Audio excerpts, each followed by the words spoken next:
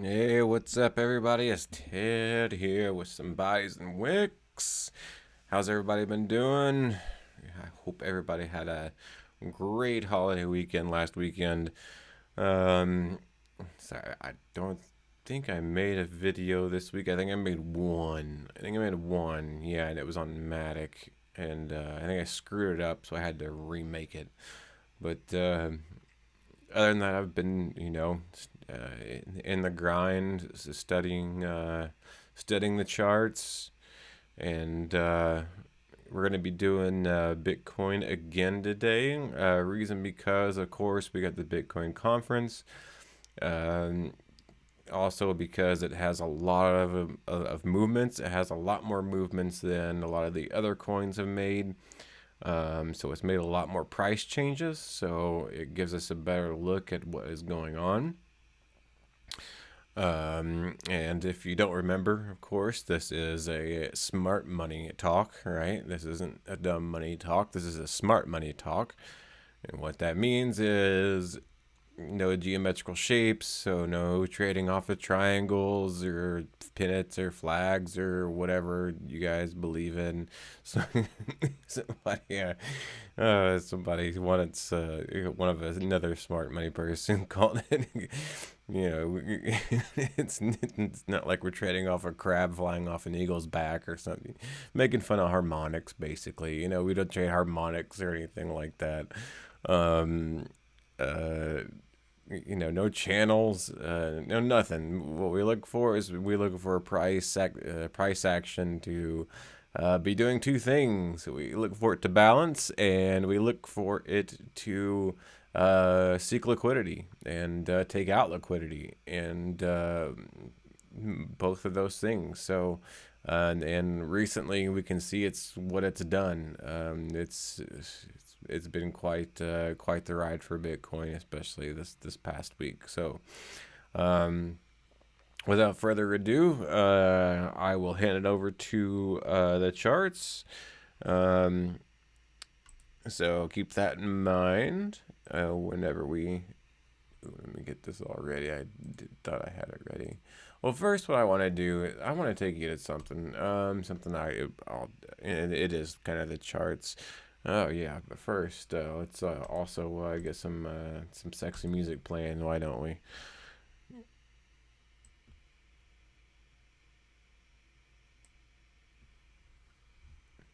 Or maybe I don't have sexy music playing. I thought I did.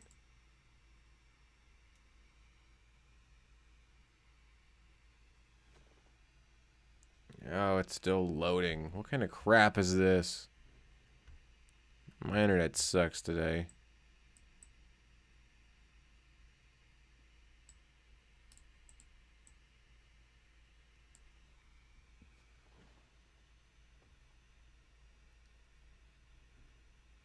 Hold on.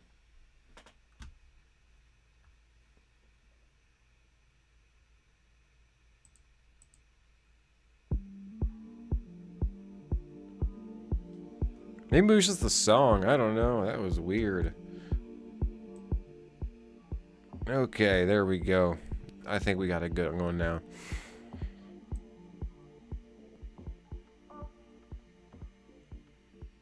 Okay. All right. Sorry. I know. I'm doing this all on my own. I don't have a producer. I'm just doing this, by myself. So hang tight with me here. Anyways, trying to get into this. All right. So I want to take you over to, but actually, instead of the regular chart, we are going to barchart.com. Or instead of trading view, we're going to bar chart. So will give us basically futures prices, right? So um, and what I wanted to point out was the level of open interest, right? And also something I use called this is the commitment of traders, right? So this gives us the positions, long and short, of, I'll bring it up really quick, of large commercial speculators. So commercial speculators are very, very large banks. So they're finally starting to get into this. This is your, JP Morgan's, your Deutsche Bank, your, the large banks that I've been talking about, adopting Bitcoin into their system. They, believe it or not, they already have, and they just haven't told you, or I'm not for sure how much have. It's not a whole lot, as we can see here from the numbers, but there are quite a bit, or at least enough to actually be noticed, especially by bar chart. So that's one thing. Then you also have your large speculators on the green line. That will be like your large hedge fund managers, things like that. And then you have your small speculators, which are people like you and me. So you said apply to that, and you bring it up down here, and you can see it down here on pull this up. There we go. You can see it right here as basically kind of like another indicator, basically. So as you can see, the large speculators, all the big money, they're actually very conservative with Bitcoin. They don't want to really poke their head out there too much and take on too much risk with Bitcoin, which is quite interesting, to be honest. You would think they would at least take a little bit more risk, but I think it's so new they don't know how to play it. So as you can see here, basically what this is showing is that they're net shorts versus their net longs. So right now, if I take this off, they're actually 320 net long. Is that right? Yeah, that's right. That 320 net long. So where we are at hold on. Yeah, right here currently. Where we are at currently, we're at 320 net long. So that means they have more longs than they do shorts, but that doesn't mean that they still don't have shorts. They still do probably have shorts, so it still could get lower before we get higher. But the fact that they bumped up their longs after this fall right here, it kind of gives us a little hope that Bitcoin will be going up as well after the big spike down here. So after the big spike down here, look, you can tell it's almost like they were anticipating this. So this is why smart money believes in the algorithm, right? Basically, I mean, I've heard this firsthand from somebody that's in, or has been trading in the old school markets, when you had to call up New York, and be like, I want my order here, there, blah, blah, blah, blah, blah. They knew that there was an actual, somebody basically pushing the price around themselves. They were the algorithm, but now they have basically turned into a computer program. And that computer program benefits the larger institutions because they basically know how to use it and what's going to happen next. So, and that's why we don't believe in any kind of, like I said, no, trend lines, or at least trading off trend lines. I'll put a trend line on something for, liquidity purposes. I don't believe in channels. I mean, look at this. I mean, look at Bitcoin. I mean, you'd be like, oh, there's a channel here, but yeah, then it gets broken. Like, there's always something going on, and it's just all based on this algorithm, right? It's algorithmic theory. So as you can see, as it drops down, I mean, just hard, extremely hard. After that, we can kind of see, the large institutions, they made their big short call, or at least they made a long call here, which was interesting for this week. So, or at least somewhere in here, there was a long call, and then the short call came right after. So they were making that short all the way down to here, and then now they're making the long, right? They're making the long, the small. What just happened? What did you do to my chart? I didn't do anything to it.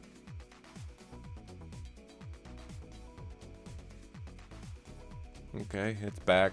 Alright, we're up and running. Let's make sure it didn't affect anything else. Hold on 1 second here.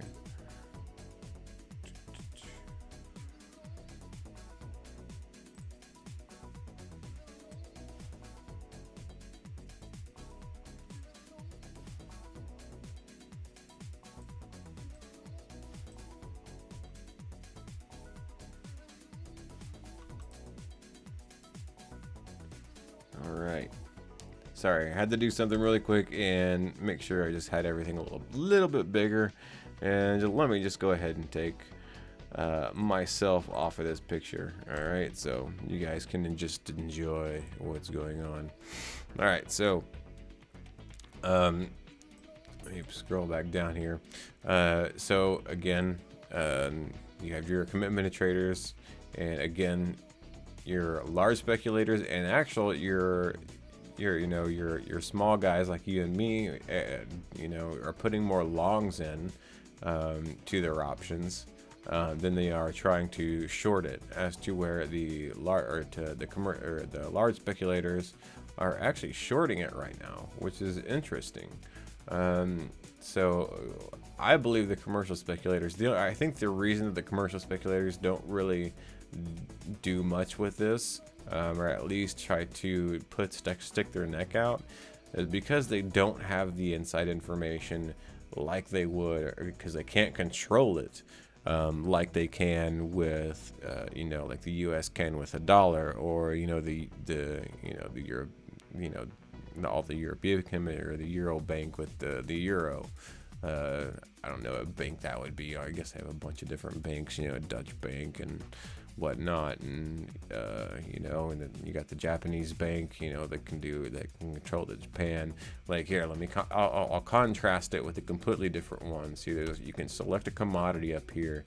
I mean, this has everything too. I mean, you can look at everything up to gold, to cheese, to the S&P, but here is the forex prices. You can do it with the bonds, whatnot. There's not much crypto in here, hate to tell you, just only Bitcoin, but it does have the Bitcoin futures. I just clicked on it again. I don't know why. I don't have to. I just clicked on it. Back to trading view. You can see it's not much has happened this week. I mean, it was trying to recover itself, and then we had Elon Musk have his tweet, and he just had to destroy everything, right? So that being said, I'm looking at this on the weekly, just so we can take a look at that on the daily. Like I said, we were trying to recover. There was no fair value gaps, being created in here, so it was balancing itself as it was going up. Because as you can see, there's no fair value gap on the daily up until here, right? I think I have outlined that once we get there. Well, let's just go like this and find out now. So here's the weekly one. I'll go ahead and outline the daily one up here.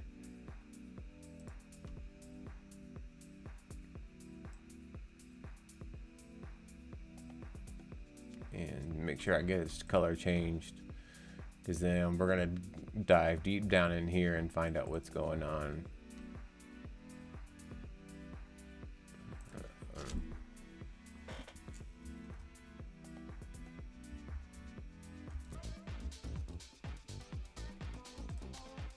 All right. So now we have created the 1 hour fair value gap. Still going to go down to the 15-minute just so we can take a look at what's going on here.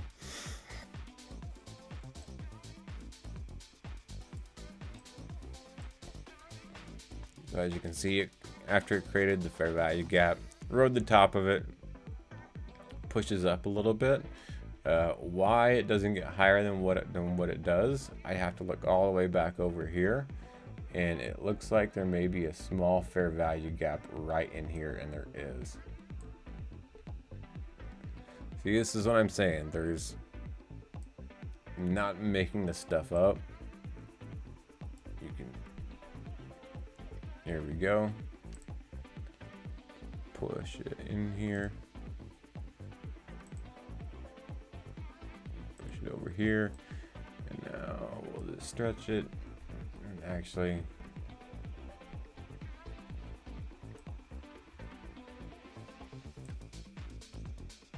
look at that, 15 minute fair value gap touches it perfectly. I mean, just right on the top of it. And then that's what is making it fall backwards. So if that is not a coincidence that this thing is, you know, has an algorithm, I don't know how to convince you otherwise.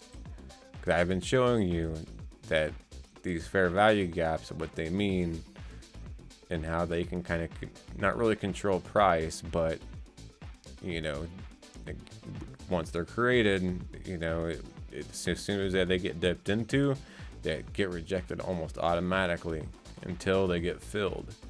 And it usually takes a lot of force for them to get filled, or there's something on the other side of them, another fair value gap on the other side of them, different things like that. So it comes up, it touches this fair value gap, and just drops, right? Like I said, all I had to do was look to the left. Anytime you're thinking about what's going on with this, why did it do this instead of that? Just look to the left. You're gonna find something, I guarantee you this. So this one became balanced, but even though this one dropped into the fair value gap, it didn't, you know, immediately bounce out right away like it did right here. It could have went all the way through, but as you can see, there's also an order block right here. So if we put this right here, let me pull this off and pull this directly to the left, or to the right, I mean. There you go. Now you have a positive order block, pushing it out this way. As you can see, there's a fair value gap right there. I'm just gonna go ahead and label it. I should have done it with the magnet.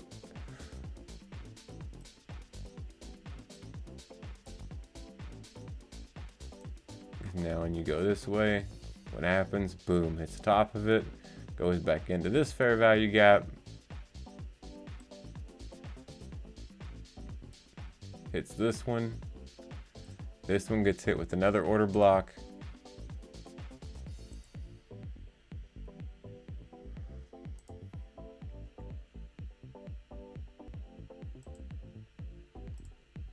there you go. You can see, falls down, hits this order block, comes back, and it rides just underneath it. Okay, now we're gonna have to get like really, really close. Oops, wrong way.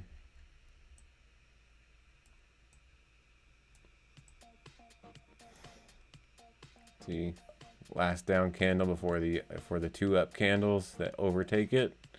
So this is the order block. Boom, reaches into that fair value gap, pulls back down, hits the order block. What I say about order blocks, whenever they come back to the order block, they're expected to go the other way, at least 20 to 30 pips. Boom, comes back up. And I'm not for sure how far this would, I mean, it's pretty far. Actually, it's not too far at all. 38, what was that? 38.7, 38.726 to 38.9, so $200. So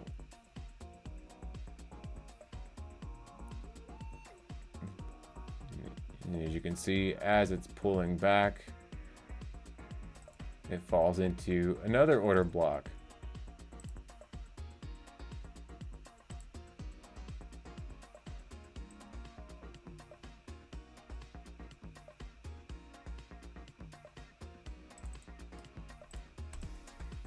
So boom, hits another order block. Finally, we get through this fair value gap. But now that we get through this fair value gap, we're coming up, it gets stopped. Why does it get stopped?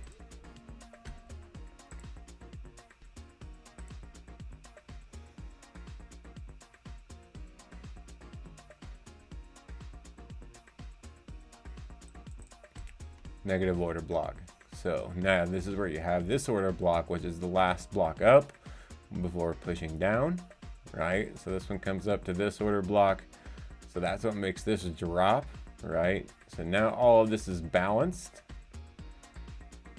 And it drops through this one. So now all of this is balanced. So it could honestly go up because now we basically have some liquidity resting above here, right? So that's what I'm hoping eventually happens, is that we finally get above here and get above this liquidity. But of course, like I said, the algorithm always remembers, even though it is balanced, it still comes up into it, boom, hits it, bounces out. And of course, like I said, if it's going to go through an order, or actually what this is called a breaker, right? So why it's a breaker? Because we have a high, low, higher, high, right? So the last down candle, or whatever is the last candle going down, the full candle size of it is going to be the breaker. Now watch this. Falls through it, right? Because it actually acts as support. This breaker is kind of almost like a fair value gap as well. It acts as support. So it bounces off of it, comes off the fair value gap. Once it's coming down, right, it shoots right through it because it's the only way it's going to do it. Otherwise, it's going to bounce off of it again. So here we go. And as it's trading this way, as it's consolidating, no fair value gaps. I don't see much anywhere, I don't think. So it's covering its tracks. So that way when it comes back, nothing to happen. So except for this one did have a big fair value gap after this drop. When it dropped, though, it dropped into this. I think this is one of the weekly fair value gaps, or the daily. I can't remember. Was that a 4 hour? No, I think this was an hour one. I don't know. I'm in the 15-minute. I think this was an hour one. Let me just pop back out to the hour to find out.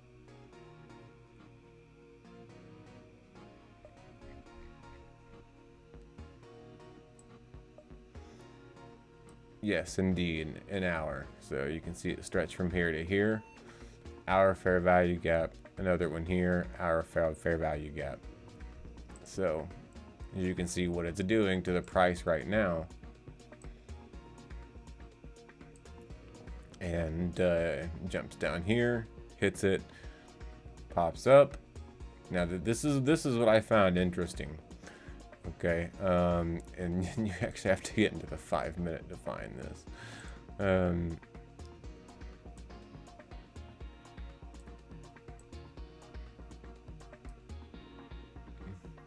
Oh, I thought it was. Oh yeah, it is. So I just had it on a different level. There we go. All right, so after it pushes back up, I'm in the 5-minute now. Pushes back up. It comes back down into this fair value gap here, right? So we can draw another little box that if we want to. Fair value gap, boom, shoots out, right? We created a order block right here, right? So now as this one comes back down, boom, shoots off the order block. But unfortunately, we're still at the breaker. This is still the breaker that I was talking about, right? So this is acting as a resistance. So now it comes back up, resistance, falls just a little bit. It looks like it, hits another order block right here. I could probably draw across. Comes back up, resistance, resistance. And then this falls hard. Falls really hard, but it hits the order block. As soon as it hits the order block, comes up, comes back down, and I would probably believe within the 1 minute or something there would be another order block, or it's just got the momentum, because then it finally just takes off the other way and just goes right through it. Like I said, with these things, it's either going to struggle or it's going to shoot right through it. So it shoots right through it, stays on top. Now we're back onto another support level, but we have the negative order block that we're trying to break through from earlier. Remember? Oh, actually, yeah, I don't even think I've explained this one yet. So here we have a negative order block. So it would be, actually it needs to be moved up and over. And let me hit this. Sorry, to the coordinates. I think the order block that I was doing was from the hourly, but now that I've gotten into the 5 minute, I've gotten in closer, and so I've narrowed it down even further. So that would be the order block right there. And as you can see, can't get past it, but also floating, in between the breaker. So now it's just kind of floating back and forth. However, not creating really too many fair value gaps. If it is, it's covering them up, so it's balancing itself right here. But then finally, it just, it hits the fair value gap. It doesn't have enough strength in it. So what does it do at 5 o'clock this morning? Boom, it drops. Unfortunately, it drops. And then it comes back up. And within the 5 minute, it's, the fair value gap is already created. So it comes back up within the fair value gap of the 5 minute, even though I've drawn the daily. We could actually go now and go here. Well, here, this is the 5 minute fair value gap, because there's fair value gaps within fair value gaps. But this one jumps in the 5 minute fair value gap, pulls back out, tries to get back up, cannot do it. So what does it do? Drops back down. Now we're into this one, and it drops below the sell side liquidity here, which is what I was expecting. Once it got to this one, I was expecting eventually it to come back down to this side. And I believe the last time I recorded this, when it did, it was actually going up at this point. And I said, look at these one hour fair value gaps. You can go back and you can watch the Bitcoin video too. And you can probably hear me say,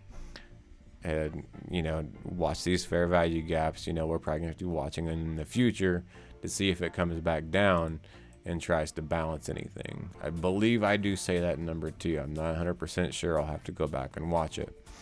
But I'm almost positive I do. So it does dip down to this fair value gap, clears out the sell side liquidity, comes back up, and then now it drove all the way through. So now we have this part is balanced. So that's why it is, dipped into this part a little bit, but it didn't go all the way down to that tiny one that I had marked from a long time ago. So hopefully what we see out of this is what I want to see, and I'm going to stretch this apart, and I'm going to see what I can find out what is going on in this mechanism here. Let's see, there's another small fair value gap in here. It looks like it's getting through it right now. See, even this one, this tiny one right here, gave it some trouble. Rejected it from that. I mean, even these 5 minute smalls, fair value gaps, they all have a part to play. This one right here, as you can see, there's a fair value gap right here, but this red one right here came back down into it, and so that's what probably propelled it out of it. And then you had a small one right here going straight across. Actually, this is an order block right here, not a it is a fair value gap with an order block at the bottom. So it hit that order block, and that's what's pushed it up right now. So hopefully what we see with Bitcoin is I'm not seeing any fair value gaps through here. We have one tiny one right here that you can see.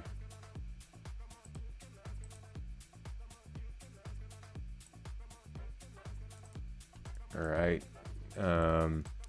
Other than that, no, I don't really see anything else. So what I want to see is I want to see it actually come up here.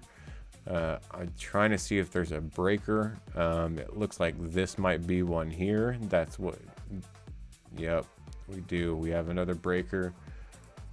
So you have a high, low, higher, low, right? So we're looking for this this candle here. This last candle would be the breaker. If we can get up and across, so it's going to take some time maybe. Once it gets up and across, then this is going to act as support, right? And then we should move forward, move on up. Let me get some paths here going. So, well, actually, let me. Oh, come on. I don't even use the MACD. Why is this on here?